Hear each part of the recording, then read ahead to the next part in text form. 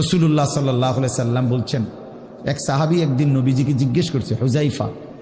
ইয়া রাসূলুল্লাহ, আমি যদি দ্বীনের উপরে চলতে গিয়ে কখনো এমন হয় যে আমার সাথে কেউ নাই, সবাই আল্লাহর নাফরমানিতে লিপ্ত, আমি শুধু একা, তখন আমি কি করব? আল্লাহর নবী সাল্লাল্লাহু আলাইহি সাল্লাম বললেন, ওয়ালাউ আন তাআদ্দা বিআসলি শাজারাতিন,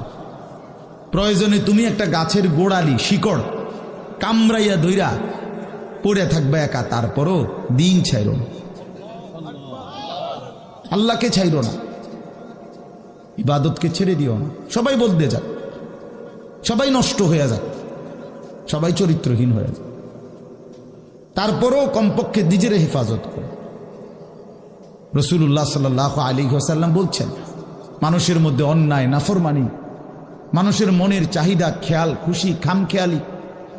এগুলো যখন বেড়ে যাবে, আল্লাহর নবী সাল্লাল্লাহু আলাইহি ওয়াসাল্লাম বলছেন,